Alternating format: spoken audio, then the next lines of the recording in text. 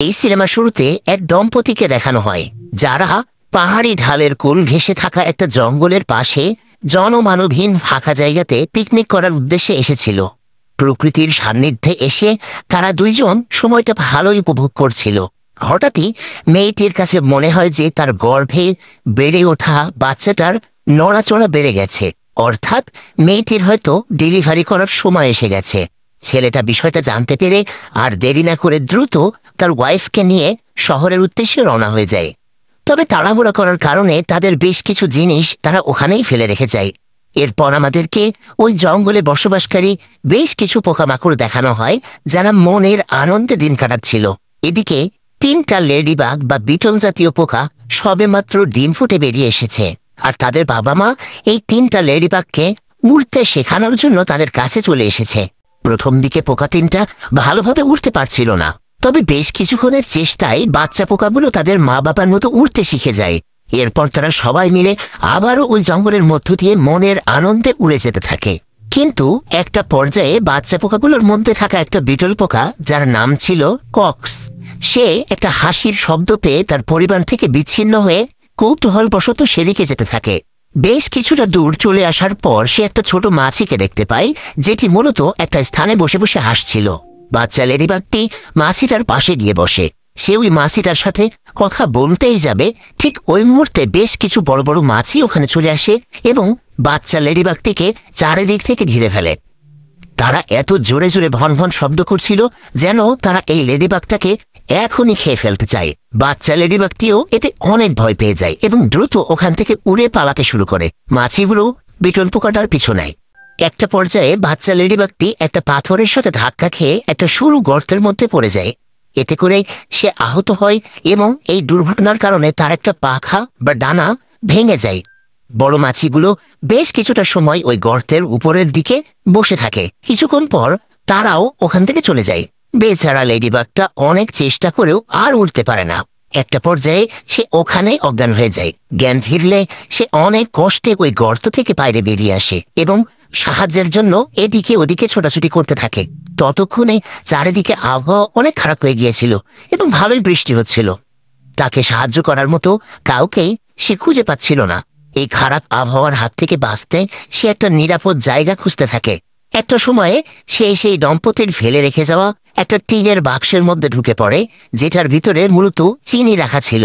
রাতটা সে ওখানেই কাটিয়ে দেয়। সকালবেলা চারিদিকে অনেক হট্টগোল আর শব্দের কারণে বাচ্চা লেডিবাগটার ঘুম ভেঙে যায়। সে বাইরে উকি দিয়ে দেখতে পায় যে জঙ্গলের সব পোকামাকড়গুলো মহা খুশিতে চারিদিকে ছড়িয়ে ছিটিয়ে পড়ে থাকা খাবার সংগ্রহে ব্যস্ত সময় পার করছে। মূলত ওই দম্পতি যে খাবারগুলো এখানে ফেলে রেখে চলে গিয়েছিল সেইগুলো জোগাড় করার জন্যই ওই পোকামাকড়গুলো হুলস্থুল বাজিয়ে দিয়েছে। এমনকি ওখানে পড়ে থাকা একটা ম্যাচের বাক্স নেওয়ার জন্যও তারা ট্রাই করতে থাকে। এরই মধ্যে ওখানে একদল কালো পিঁপড়াকে দেখানো হয়, যারা যে যার মতো খাবার জোগাড় করে তাদের বাসার উদ্দেশ্যে রওনা হয়েছিল। পিঁপড়াদের লিডার ততক্ষণে সেখানে চিনির ঘ্রাণ পেয়ে যায়। এরপর সে ওই চিনি ভর্তি টিনের বাক্সটার কাছে চলে আসে। বাচ্চা বিটল পোকাটা তখন ওই পিঁপড়াকে দেখে ভয় পেয়ে বাক্সের ভেতরে ঢুকে পড়ে। কালো পিঁপড়াদের সর্দার তখন বাক্সের মধ্যে ঢুকে সেখানে এত চিনি দেখে অনেক খুশি হয়ে যায়। এরই মধ্যে সে ওই চিনি টেস্ট করে সেগুলোর গুণগত মান যাচাই করে নেয়। তারপর সে বাকি পিঁপড়াদেরকে তাদের সংগৃহীত খাবারগুলোকে ফেলে দিয়ে দ্রুত এই চিনির বাক্সের কাছে চলে আসতে বলে। এরপর তারা সবাই মিলে ওই টিনের বাক্সটা মাথায় তুলে নিয়ে তাদের বাসার দিকে যেতে শুরু করে। যাত্রাপথে পাথরের উপর থেকে টিনের বাক্সটা নিচের দিকে পড়ে যায়। এই সময় চিনির কিউবগুলোর আঘাতে বিটল পোকাটা আহত হয়ে জ্ঞান হারিয়ে ফেলে এবং টিনের বাক্সের ভেতর থেকে সে বাইরে বেরিয়ে আসে।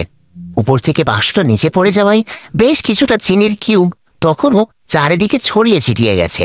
সব পিঁপড়াগুলো তখন তাড়াতাড়ি করে ওই চিনির কিউবগুলো সংগ্রহ করতে ব্যস্ত হয়ে পড়ে। পিঁপড়াগুলো এ সময় অজ্ঞান হয়ে পড়ে থাকা বাচ্চা বিটল পোকাটাকে সাহায্য করতে এগিয়ে আসে। এরই মধ্যে একটা বড় টিকটিকি ওখানে চলে আসে। এতে করে সব পিঁপড়াগুলো ভয় পেয়ে নিজেদেরকে রক্ষা করতে চিনির কিউবগুলোর পেছনে লুকিয়ে পড়ে। তবে কালো পিঁপড়াদের লিডার টিকটিকিটার সামনে ধরা পড়ে যায়। এরই মধ্যে বিটল পোকাটার জ্ঞান ফিরে আসে। সে দ্রুত সেই টিনের বাক্সের মধ্যে ঢুকে পড়ে এবং জোরে জোরে ভন ভন শব্দ করতে শুরু করে। এত জোরে আওয়াজ শুনে টিকটিকিটা অনেক ঘাবড়ে যায় এবং দ্রুত ওখান থেকে পালিয়েও যায়। এর ফলে কালো পিঁপড়াদের লিডার সহ বাকি পিঁপড়াগুলো এই যাত্রায় প্রাণে বেঁচে যায়। পরিস্থিতি স্বাভাবিক হলে পিঁপড়াগুলো বাক্সটার কাছে ছুটে আসে এবং এত বড় বিপদ থেকে তাদেরকে রক্ষা করার জন্য বিটল পোকাটাকে তারা ধন্যবাদ জানায়। তাদের মধ্যে কথোপকথন শুরু হয়ে যায়। এই সময় বিটল পোকাটা পিঁপড়াদেরকে জানায় যে সে তার পরিবার থেকে বিচ্ছিন্ন হয়ে গেছে এবং দুর্ঘটনাবশত তার একটা ডানাও ভেঙে গেছে, তাই সে আর উঠতে পারছে না। সবকিছু শোনার পর এই কালো পিঁপড়াগুলো সিদ্ধান্ত নেয় যে এই বিটল পোকাটাকে তারা তাদের সাথে করে তাদের বাসায় নিয়ে যাবে। এরপর তারা সবাই মিলে একটা লম্বা সফরের উদ্দেশ্যে রওনা হয়ে যায়। বেশ কিছুটা পথ যাওয়ার পর তারা লাল পিঁপড়াদের নজরে পড়ে যায়। লাল পিঁপড়াগুলো অনেক রাগী হওয়ায় তারা কালো পিঁপড়াদের পথ আটকায়। চিনির বাক্সটা দেখে ফেলায় লাল পিঁপড়াগুলো বুঝে গিয়েছিল যে ওই বাক্সে নিশ্চয়ই অনেক খাবার রয়েছে। কালো পিঁপড়াদের সর্দার তখন একটা চিনির কিউ উপহার হিসেবে লাল পিঁপড়াদেরকে দিয়ে দেয়, কেননা সে চাচ্ছিল না যে এই খাবার নিয়ে তাদের এই দুই গ্রুপের মধ্যে ঝামেলা বাঁধুক। এরপর কালো পিঁপড়াগুলো চিনি ভর্তি সেই টিনের বাক্সটা নিয়ে দ্রুত ওখান থেকে চলে যেতে থাকে। লাল পিঁপড়াগুলো একটা চিনির কিউবে সন্তুষ্ট ছিল না, তাদের প্রয়োজন পুরো বাক্সটা। তাই তারাও আর দেরি না করে কালো পিঁপড়াদের পিছু নেয়। এই সময় কালো পিঁপড়াগুলো তাদের সেই চিনির বাক্সটাকে সাথে নিয়ে পানিতে ঝাঁপ দেয় এবং বাক্সটার উপরে উঠে পানির স্রোতে ভেসে যেতে থাকে। লাল পিঁপড়াগুলো এরই মধ্যে একটা সোডা ক্যান বা কোল্ড ড্রিঙ্কসের ক্যানের মধ্যে ঢুকে পড়ে এবং কালো পিঁপড়াদের পিছু পিছু আসতে থাকে। হঠাৎই বাক্সটা পাথরের সাথে ধাক্কা খায় এবং বাচ্চা বিটল পোকাটা পানির মধ্যে পড়ে যায়। এরই মধ্যে আর এক বিপদ এসে হাজির হয়। পানির মধ্যে থাকা একটা হিংস্র মাছ লেডিবাগটাকে খাওয়ার জন্য তার দিকে আসতে থাকে। পথিমধ্যে পাথরের সাথে ধাক্কা খেলেও সে লেডিবাগটার পিছু ছাড়ে না। এটা দেখে কালো পিঁপড়াগুলো লেডিবাগটাকে বাঁচানোর জন্য নতুন ফোন দিয়ে আটে, কেননা এর আগে সেই টিকটিকিটার হাত থেকে এই লেডিবাগটাই তাদের সবার প্রাণ বাঁচিয়েছিল। এরপর সবগুলো পিঁপড়া তাদের নিজেদের মাধ্যমে একটা শিকলের মতো গঠন বানিয়ে ফেলে এবং বিটল পোকাটাকে পানি থেকে উদ্ধার করে। হঠাৎই তাদের সামনে একটা বিশাল ঝর্ণা এসে পড়ে। এটা দেখে সব কালো পিঁপড়াগুলো বিটল পোকাটাকে নিয়ে দ্রুত চিনির বাক্সটার ভেতরে ঢুকে পড়ে। তারপর সেই মাছটা লাল পিঁপড়াগুলো সহ তারা সবাই ঝর্ণা দিয়ে নিচের দিকে পড়ে যায়। এরপর দেখা যায় যে লাল পিঁপড়াগুলোকে বহন করা সেই ক্যান এবং সেই রাক্ষসে মাছটা পানির ভেতরে কাদায় আটকে যায়। তবে লাল পিঁপড়াগুলো কোনো মতে সাঁতরে উপরে উঠে আসে এবং নিজেদেরকে বাঁচিয়ে নেয়। ততক্ষণে কালো পিঁপড়াগুলো সেই চিনির বাক্সটা নিয়ে নিরাপদে পানি থেকে ডাঙায় চলে আসে। তারা সারিবদ্ধভাবে চিনির কিউবগুলোকে মাথায় তুলে নিয়ে বাসার দিকে যেতে থাকে। যাত্রাপথে বাচ্চা বিটল পোকাটা বেশ কিছুটা দূরে আরও কয়েকটা বিটল পোকা বা লেডিবাগকে দেখতে পায়। তবে বেচারার ডানা ভেঙে যাওয়ায় সে ওই পোকাদের কাছে উড়ে যেতে পারে না, ফলে তাকে এই কালো পিঁপড়াদের সাথে থেকে যেতে হয়। সারাটা দিন ধরে সফর করার পর আধার ঘনিয়ে রাত নেমে আসে। বাকি কালো পিঁপড়াগুলো চিনির কিউবের পাশে ঘুমিয়ে গেলেও কালো পিঁপড়াদের সর্দার এবং ওই লেডিবাগটা রাত জেগে চাঁদের জ্যোৎস্না উপভোগ করতে থাকে। পরদিন সকালে তারা আবারও জার্নি শুরু করে। এ সময় একটা ব্যস্ত সড়ক পার করার মুহূর্তে লাল পিঁপড়াগুলো আবারও কালো পিঁপড়াদেরকে দেখে ফেলে। তবে রাস্তা দিয়ে গাড়ি চলাচল করায় লাল পিঁপড়াদের সর্দার সাহসিকতার সাথে রাস্তা পার হতে পারলেও তার বাকি দলবল ভয়ে ওখান থেকে পালিয়ে যায়। এদিকে কালো পিঁপড়ার দল অনেক সাহসিকতার সাথে দুর্ঘটনা এড়িয়ে রাস্তা পার করতে সক্ষম হয়। দেখতে দেখতে তারা সেই চিনির কিউবগুলো নিয়ে তাদের বাসাতে পৌঁছে যায়। বাচ্চা বিটল পোকাটা এখানে খেয়াল করে যে এই বাসাতে থাকা সব কালো পিঁপড়াগুলো অনেক পরিশ্রমী। তারা সবসময় খাদ্য সংগ্রহে ব্যস্ত সময় পার করে থাকে। এখানে কালো পিঁপড়াগুলো যেই খাবারগুলো সংগ্রহ করে আনতো সেগুলো তারা প্রথমে তাদের রানী পিঁপড়ার সামনে পরিবেশন করত।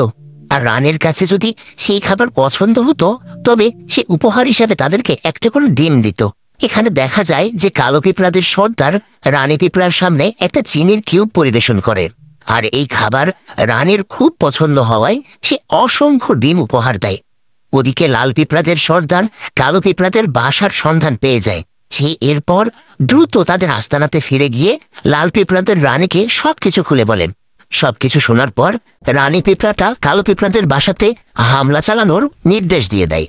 সাথে সাথেই লাল পিঁপড়াদের সর্দার তার বিশাল সৈন্যবাহিনী নিয়ে কালো পিঁপড়াদের বাসা দখল করার জন্য প্রস্তুত হয়ে যায়। এ সময় তারা আক্রমণের উদ্দেশ্যে নানা রকম কাঁটাযুক্ত ফল, পিঁপড়া মারার স্প্রে, ইট, পাথর, টুথপিক, গুলতি সহ বিভিন্ন ধরনের ছোটখাটো অস্ত্র তাদের সাথে নিয়ে নেয়। ওদিকে রাত্রেবেলাতে কালো পিঁপড়াগুলো তাদের বাসার মধ্যে নিশ্চিন্তে ঘুমিয়েছিল, অর্থাৎ সারাদিনের ব্যস্ততা সেরে সবাই যে যার মতো বিশ্রাম নিচ্ছিল। এ সময় লেডিবাগটাও তাদের সাথে রাত্রি যাপন করছিল। ঘুমের মধ্যে সে তার পরিবারকে নিয়ে একসাথে মনের আনন্দে জঙ্গলের মধ্য দিয়ে উড়ে বেড়ানোর স্বপ্ন দেখতে থাকে। স্বপ্নের মধ্যে এভাবে নিজের পরিবারকে দেখতে পেয়ে আচমকা তার ঘুম ভেঙে যায়। সে মন খারাপ করে কালো পিঁপড়াদের বাসার ছাদে চলে আসে। এখানে আসার পর জ্যোৎস্নার আলোতে সে লক্ষ্য করে যে তার ভেঙে যাওয়া পাখনাটা আবারও তৈরি হতে শুরু করেছে, অর্থাৎ খুব শীঘ্রই সে আবারও আগের মতো উড়তে পারবে। এতে করে সে অনেক খুশি হয়ে যায়। পরদিন সকালে প্রাসাদের বাইরে অনেক শব্দ হওয়ায় কালো পিঁপড়াদের ঘুম ভেঙে যায়। তারা বিষয়টা দেখার জন্য বাইরে উঁকি দিলে তাদের চক্ষু চড়ক গাছ হয়ে যায়। লক্ষ লক্ষ লাল পিঁপড়া তাদের বাসাটাকে চারিদিক থেকে ঘিরে ফেলেছে এবং হামলা চালানোর প্রস্তুতি নিচ্ছে। কোনো কিছু বুঝে ওঠার আগেই লাল পিঁপড়ার সৈন্যদল তাদের সর্দারের আদেশে নানা রকম অস্ত্রশস্ত্র দিয়ে কালো পিঁপড়াদের প্রাসাদের উপর আক্রমণ শুরু করে দেয়। এ ধরনের অতর্কিত হামলাতে কালো পিঁপড়াদের প্রাসাদ ভালো মতোই ক্ষতিগ্রস্ত হয় এবং বিধ্বস্ত হতে শুরু করে। আক্রমণ প্রতিহত করতে এবং নিজেদেরকে বাঁচাতে এই সময় কালো পিঁপড়াগুলো তাদের কাছে গচ্ছিত থাকা কটন বাডগুলো লাল পিঁপড়াদের উপর ফেলে দিলেও তেমন কোনো সুফল পাওয়া যায় না। পরবর্তী প্রচেষ্টা হিসেবে তারা বিভিন্ন ধরনের ট্যাবলেট, ক্যাপসুল, এমনকি লবণ পর্যন্ত লাল পিঁপড়াদের উপর নিক্ষেপ করতে থাকে। এতেও কোনো লাভ হয় না। ওদিকে লাল পিঁপড়াগুলো গুলতি ব্যবহার করে বড় বড় পাথর আর ইটের টুকরা কালো পিঁপড়াদের প্রাসাদের উপর ছুড়ে দিয়ে ধ্বংসাত্মক আক্রমণ চালাতে থাকে। এ সময় কালো পিঁপড়াদের রানী লেডিবাগ এবং কালো পিঁপড়াদের লিডারকে দ্রুত তাদের আস্তানাতে থাকা বিজ্ঞানী পিঁপড়ার সাথে দেখা করার নির্দেশ দিয়ে দেয়। হুকুম অনুসারে কালো পিঁপড়াদের সর্দার এবং ওই লেডিবাগটা বিজ্ঞানী পিঁপড়ার সাথে দেখা করতে যায়। বিজ্ঞানী পিঁপড়া তখন সলিউশন হিসেবে তাদেরকে একটা ম্যাচের বাক্স এবং বেশ কিছু আতশবাজির মতো রকেট পটকা দিয়ে দেয়। কালো পিঁপড়াগুলো এরপর এই রকেট পটকাগুলোকে তাদের প্রাসাদের ছাদের কিনারাতে সেট করে। এইসব দেখিয়ে লাল পিঁপড়ারা কিছুটা ঘাবড়ে গেলেও তারা আক্রমণ থামায় না। তারা এ সময় কালো পিঁপড়াদের প্রাসাদের মেইন গেট ভেঙে ফেলার জন্য জোরদার চেষ্টা চালাতে থাকে। ওদিকে কালো পিঁপড়াদের সর্দার দেখতে পায় যে ম্যাচ বাক্সটার মধ্যে শুধুমাত্র একটা কাঠি আর অবশিষ্ট রয়েছে। এরপর সে ওই ম্যাচ বাক্সের গায়ে আঁকানো নির্দেশনা ফলো করে কাঠিটাতে আগুন জ্বালাতে সক্ষম হয়। তারপর সেই জ্বলন্ত কাঠিটা দিয়ে একটা রকেট পটকা লাল পিঁপড়াদের দিকে নিক্ষেপ করে। রকেট পটকাটা একটা বিস্ফোরণ ঘটালে সেখানে বেশ কিছু লাল পিঁপড়া মারা যায় এবং অনেকগুলো লাল পিঁপড়া আহতও হয়। এরই মধ্যে কালো পিঁপড়াদের কাছে থাকা জ্বলন্ত কাঠিটা নিভে যায়। সেই সুযোগে লাল পিঁপড়ারাও গুরুতমে হামলা শুরু করে দেয়।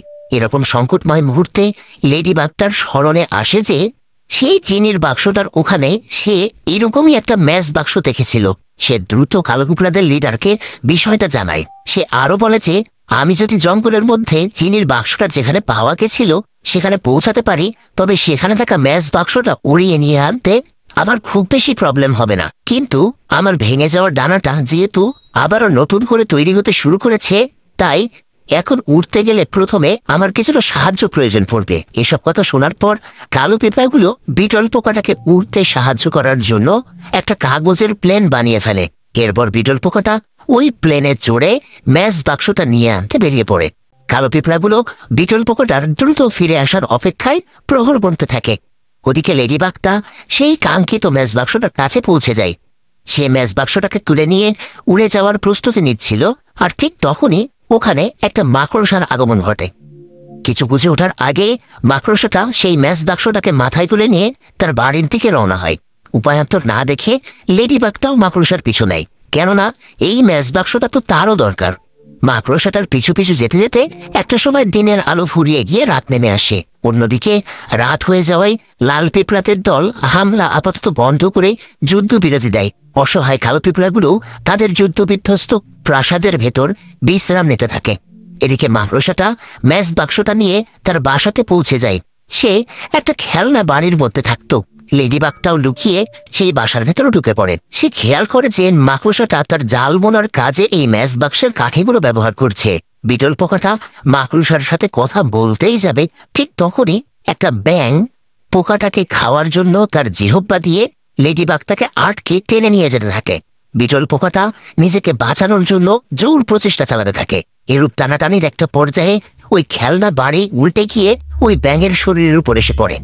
এতে করে ব্যাঙটা ঘটনাস্থলেই মারা যায় এবং এই দুর্ঘটনাতে বিটল পোকাটাও অজ্ঞান হয়ে যায়। সে আবারও স্বপ্নের মধ্যে তার পরিবারকে দেখতে পায়। জ্ঞান ফিরে আসলে সে নিজেকে মাকড়সার বিছানাতে আবিষ্কার করে। মাকড়সাটা বিটল পোকাটার উপর অনেক খুশি হয়েছিল, কেননা এই ব্যাঙটা তাকেও মাঝে মধ্যে বিরক্ত করত এবং তার উপর হামলাও করত। আর আজকে এই বিটল পোকাটার জন্যই আপদ বিদায় হয়েছে। সে লেডিবাগটাকে উপহার হিসেবে কিছু খাবার দেয়, কিন্তু লেডিবাগটা খাবার না নিয়ে জানায় যে ওই ম্যাচ বাক্সটা তার প্রয়োজন। এরপর মাকড়সাটার সম্মতিক্রমে বিটল পোকাটা ওই ম্যাচ বাক্সটা নিয়ে কালো পিঁপড়াদের আস্তানার উদ্দেশ্যে আবারও রওনা হয়ে যায়। পথিমধ্যে আবারও মাছিদের হাসির শব্দ তার কানে আসে। সে দেখে যে কিছু বড় বড় মাছি আরও একটা ছোট লেডিবাগকে বিরক্ত করার চেষ্টা করছে। সে এটা দেখে আর দেরি না করে ম্যাচ বাক্সটাকে ওখানে ফেলে রেখে দিয়ে মাছিগুলোর দৃষ্টি আকর্ষণের চেষ্টা করে। বড় বড় মাছিগুলো তখন সেই ছোট লেডিবাগটাকে বিরক্ত করা বাদ দিয়ে এই লেডিবাগটার পিছু পিছু উড়ে যেতে থাকে। লেডিবাগটা প্রথমে এই মাছিগুলোকে একটা মাকড়সার জালে আটকে ফেলার চেষ্টা করে। এই প্রচেষ্টা ব্যর্থ হওয়ার পর সে কৌশলে মাছিগুলোকে একটা গাড়ির সাথে ধাক্কা খাইয়ে অজ্ঞান করে ফেলে এবং সে ওখান থেকে সেই ছোট লেডিবাগটার কাছে চলে আসে। তারা একে অন্যের সাথে পরিচিত হয় এবং বেশ কিছুটা সময় একসাথে পার করার পর ফিরে আসার প্রতিশ্রুতি জানিয়ে ম্যাচ বাক্সটা নিয়ে আবারও কালো পিঁপড়াদের প্রাসাদের দিকে উড়ে যেতে শুরু করে। কালো পিঁপড়াদের আস্তানার অবস্থা ততক্ষণে প্রায় শোচনীয় হয়ে গেছে। এ সময় বিটল পোকাটা ম্যাচ বাক্সটা কালো পিঁপড়াদের সর্দারের হাতে তুলে দেয়। এই বিপদের মুহূর্তে এভাবে জান বাজি রেখে বিটল পোকাটা যেভাবে কালো পিঁপড়াদের সাহায্য করতে এগিয়ে এসেছে সেটা দেখে কালো পিঁপড়াদের সর্দার লেডিবাগটাকে অন্তরের অন্তঃস্থল থেকে ধন্যবাদ জানায়। তারপর কালো পিঁপড়াগুলো ম্যাচের কাঠিগুলোকে কাজে লাগিয়ে একে একে অনেকগুলো রকেট পটকা লাল পিঁপড়াদের ওপর ফায়ার করতে শুরু করে। ফলে মুহূর্তের মধ্যেই একের পর এক বিস্ফোরণ ঘটতে শুরু করে। এই সময় লাল পিঁপড়ারা তাদের সাথে করে যে পিঁপড়া মারার স্প্রে নিয়ে এসেছিল সেটাতেও আগুন লেগে বিশাল একটা বিস্ফোরণ ঘটে যায়। এত ভয়াবহ বিস্ফোরণের প্রভাবে লাল পিঁপড়াগুলো ভয়ে পিছু হটতে শুরু করে। তারা দল বেঁধে যুদ্ধের ময়দান ছেড়ে পালাতে থাকে। বিস্ফোরণের ফলে চারিদিকে দাও দাও করে আগুন জ্বলতে থাকে। ফলে কালো পিঁপড়াগুলো এবং সেই লেডিবাগটা তাদের নিজেদেরকে বাঁচাতেই তাদের সেই ধ্বংসপ্রায় প্রাসাদের মধ্যে লুকিয়ে পড়ে। ঠিক তখনই কোত্থেকে যেন একটা প্লেন ওখানে এসে পানি ছিটিয়ে আগুন নিভিয়ে দিয়ে চলে যায়। এতে করে কালো পিঁপড়াদের প্রাসাদটা ধুলোর সাথে কাদার মতো করে মিশে যায়। বেঁচে যাওয়া কালো পিঁপড়াগুলো তাদের দলবল নিয়ে ধুলো কাদার মধ্য থেকে আবারও বেরিয়ে আসে। যুদ্ধ শেষ হয়। দেখতে দেখতে আরো কয়েকটা দিন পার হয়ে যায়। আমরা লেডিবাগটাকে সেই ছোট্ট বিটল পোকাটার সাথে দেখতে পাই, যাকে সে কিছুদিন আগে মাছিদের হাত থেকে বাঁচিয়েছিল। তারা এরই মধ্যে জীবনসঙ্গী হিসেবে একে অন্যের সাথে পথ চলা শুরু করেছে। আর এই কয়দিনে তাদের নতুন সংসারে 5টা বিটল পোকা জন্ম নিয়েছে। বিটল পোকাটা এ সময় তার পুরো পরিবারকে নিয়ে জঙ্গলের মধ্য দিয়ে মনের আনন্দে ঠিক সেভাবেই উড়ে যেতে থাকে, যেটা সে তার স্বপ্নে দেখেছিল। অন্যদিকে কালো পিঁপড়াগুলো আবারও কঠোর পরিশ্রমের দ্বারা তাদের প্রাসাদটাকে নতুন করে তৈরি করতে সক্ষম হয়েছিল। সেই ঘটনার পর থেকে বিটল পোকা আর কালো পিঁপড়াদের সর্দারের মধ্যে বন্ধুত্ব আরো মজবুত হয়ে গিয়েছিল। শেষ দৃশ্যে তাদের দুজনের একসাথে সূর্যাস্ত দেখার মতো মনোরম প্রাকৃতিক সৌন্দর্য উপভোগের মধ্য দিয়ে এই সিনেমাটির সমাপ্তি ঘটে।